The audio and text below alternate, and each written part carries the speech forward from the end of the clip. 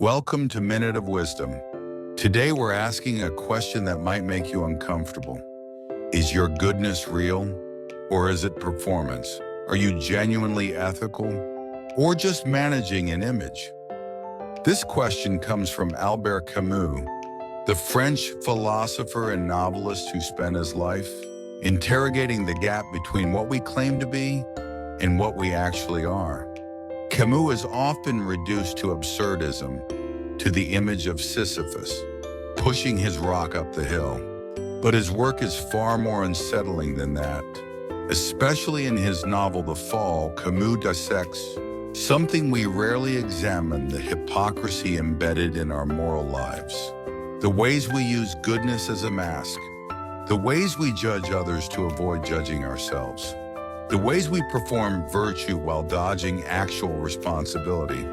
In our age of moral signaling, public declarations of values and curated ethics, Camus' questions are devastatingly relevant. So let's dive in. First, his opening salvo from The Fall. Don't wait for the last judgment. It takes place every day. What does that mean? We tend to think of judgment as something distant, final, a cosmic reckoning at the end of time. Camus says no. Judgment is happening now, every day, in every interaction, every choice. Every moment you evaluate someone else, you're simultaneously being evaluated. And more importantly, you're evaluating yourself. The judgment isn't external, it's internal. It's the verdict you deliver on your own life through your actions, your silences, your compromises. And most of us are so busy judging others that we never face our own trial. We project our guilt outward. We condemn in others what we can't acknowledge in ourselves. Think about it. When you criticize someone for being fake, for virtue, signaling for not living up to their stated values, pause. Are you describing them, or are you describing the part of yourself you don't want to see? Camus would say the harshness of your judgment reveals your own unexamined guilt. Second insight, also from The Fall. We always deceive ourselves twice about the people. We love first to their advantage, then to their disadvantage. This is profound. When we love someone, admire someone, align with someone, we idealize them. We see them as better than they are. We ignore their flaws. We excuse their contradictions. This is the first deception. Then inevitably they disappoint us. They fail to live up to the image we created, and we swing to the opposite extreme. Now they're worse than they are. We exaggerate their faults. We vilify them. We feel betrayed. This is the second deception. But here's the key: both deceptions reveal something about us, not them. Our judgment of others is unstable because it's based on our needs, our projections, our emotional states. We call someone good when they serve us. We call them bad when they don't. And we tell ourselves this is morality. It's not. It's self-interest dressed up in ethical language.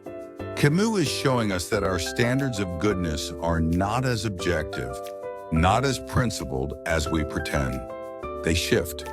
They bend, they serve us, and recognizing that instability is the first step toward honesty. Third principle from The Rebel.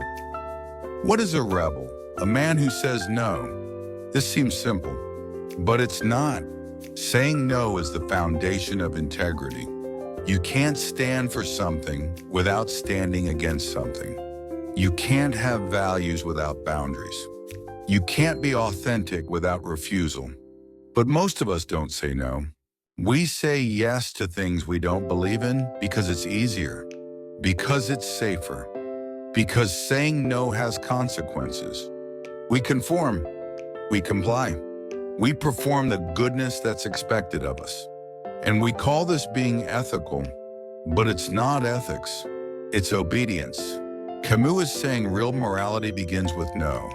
With the refusal to participate in what you see as wrong, with the willingness to draw a line even when it costs you. Without that capacity for refusal, All your proclaimed goodness is just compliance.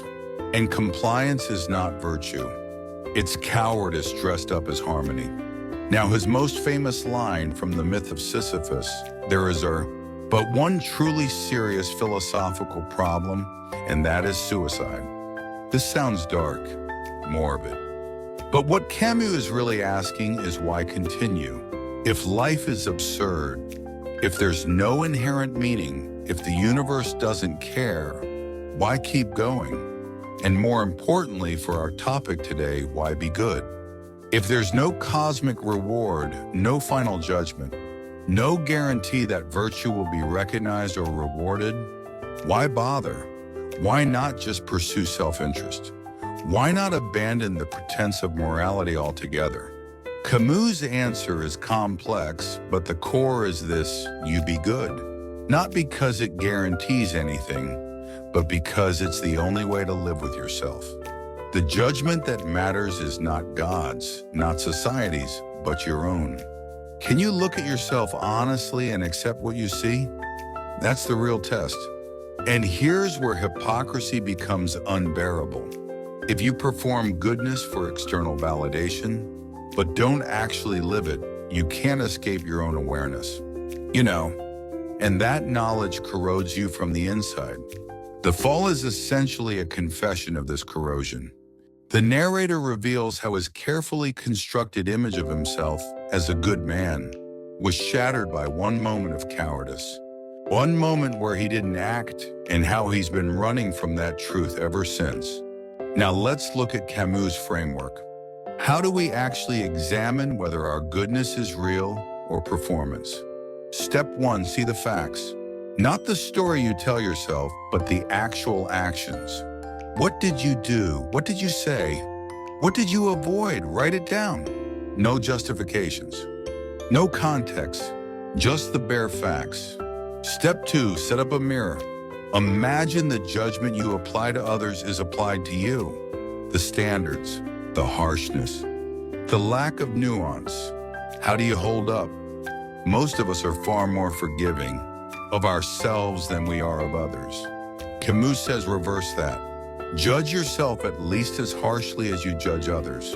Step 3, recognize the absurdity. Our moral standards are inconsistent. They shift based on emotion, self-interest, group identity. Acknowledge this. Don't pretend you have some pure, objective, ethical framework. You don't. None of us do. We're all making it up as we go, influenced by factors we barely understand. Step 4, draw boundaries. Say no. Where are you willing to refuse? What will you not do? Even if it costs you, this is where integrity lives. Not in grand declarations, but in specific refusals. If you can't name something you won't do, you don't have ethics. You have convenience. Step 5, small concrete actions. Forget the big gestures. Forget the public declarations. What did you actually do today? Did you keep a promise? Did you tell an uncomfortable truth? Did you help someone without broadcasting it? The small, unglamorous actions are where real ethics live. Everything else is theater. Now let's make this personal. Here are 8 questions Camus would want you to sit with. First, when you judge someone morally, do you apply the same standard to yourself? Be honest. You condemn someone for lying. Do you lie? You criticize someone for being selfish. Are you selfish? You mock someone for virtue signaling. Do you signal virtue? The judgment you deliver on others is almost always a projection of what you can't face in yourself. Second, how closely does your public morality match your private behavior? You post about justice, kindness, integrity on social media. What percentage of those values actually show up in your daily life? Give yourself a number. 70%, 50, 20? Most people discover the gap is enormous, and that gap is hypocrisy. Third, how much does your sense of right and wrong change based on emotion? You have strong moral convictions when you're calm. But when you're angry, hurt, threatened, do those convictions hold, or do they bend?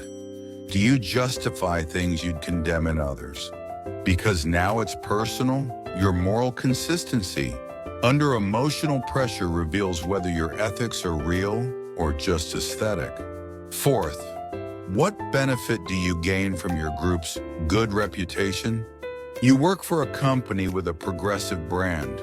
You're part of a community known for its values. What do you personally gain from that association? Status, safety, income? And how much does that benefit prevent you from questioning whether the group actually lives up to its claims? Often we hide behind collective virtue to avoid individual responsibility. Fifth, what did you say no to today? Real ethics require refusal. What did you refuse? A compromise, a lie, an unjust demand? If you said yes to everything, you don't have boundaries. And without boundaries, you don't have integrity. You're just accommodating. Sixth, why do you punish others' mistakes more harshly than your own? Someone makes an error. You're unforgiving. You make the same error. You have context, explanations, extenuating circumstances. Camus would say this double standard is the clearest sign of self-deception. Either be merciful to everyone, including yourself, or be harsh with everyone, starting with yourself. But don't pretend the rules are different for you. Seventh, are you blaming structures to avoid personal responsibility? It's true that systems are unjust, that structures create harm. But sometimes it's the system is an excuse for not doing what you could actually do. Camus was deeply engaged with political injustice, but he never let that become a shield against personal action. What can you change? What's actually within your power? And are you doing it or just complaining about what's beyond your control? Eighth, what small thing could you change today? And did you? Not a revolution. Not a grand gesture, a small, specific, unglamorous action. Apologizing, keeping a promise, speaking up in a meeting, helping someone without telling anyone. These small acts are where ethics become real. And if you can't point to even one today, your morality is abstract. It's not lived. Here's what Camus understood that we desperately need to remember. Goodness is not a brand. It's not a performance. It's not a set of beliefs you proclaim. It's what you do when no one is watching. It's the gap between what you claim and what you live. And that gap, for most of us, is vast. The Fall is essentially a confession of this gap. The narrator was a successful, respected lawyer. Everyone thought he was good. He thought he was good. Until one night, walking by a bridge, he heard a woman jump into the river, and he didn't help. He didn't even stop. He just kept walking, and that moment shattered his entire self-image. Because he realized all his goodness was performance. When it actually mattered, when there was no audience, no reward, no recognition, he did nothing. And the rest of the novel is him grappling with that truth, confessing it, dissecting it, recognizing that he's not uniquely bad. Everyone is like this. We all have our bridge moment, the moment we didn't act, and we spend our lives either facing that truth or fleeing from it. Camus is inviting you to face it, not to despair, not to give up on ethics, but to be honest, to close the gap, to stop performing and start living your stated values. To recognize that judgment is daily, that your standards for others must apply to yourself, that real morality requires refusal, and that the small, concrete actions matter more than the grand declarations. This is uncomfortable work. It's much easier to point at others, to proclaim values, to align with good causes, to curate an ethical image. But Camus won't let you off that easy. He's asking, are you real or are you performing? And the only way to answer is to look at what you actually do, not what you intend, not what you believe, what you do. This week, try one thing. Pick one value you claim to hold. Justice, honesty, kindness, courage, whatever. Now track how many times in the next 7 days you actually act on that value when it costs you something, when it's inconvenient, when no one will know. Count the instances. Be ruthlessly honest. Most people will find the number is disturbingly low, and that's the starting point. That's where real ethics begin. Not in the proclamation, but in the recognition of the gap. And then slowly the work of closing it. Albert Camus lived through World War II, the French resistance, the moral complexities of decolonization. He saw how easily good people become complicit, how quickly ethics become performance, how we all tell ourselves stories to avoid uncomfortable truths. And he refused to let anyone, including himself, off the hook. His work is not comforting. It's not reassuring. It's a mirror. And the reflection is often ugly, but the mirror is necessary. Because without it, we sleepwalk through our lives, convinced of our goodness, blind to our hypocrisy, judging others while excusing ourselves. The judgment, Camus reminds us, happens every day. In every choice, every silence, every compromise. The question is, are you awake to it? Are you facing it? Or are you, like most of us, performing goodness while fleeing the truth? Thank you for these minutes. If this challenges you, subscribe to Minute of Wisdom for more uncomfortable questions that lead to clearer living. And remember, the judgment is daily. The question is whether you're honest enough to face your own verdict. See you next time.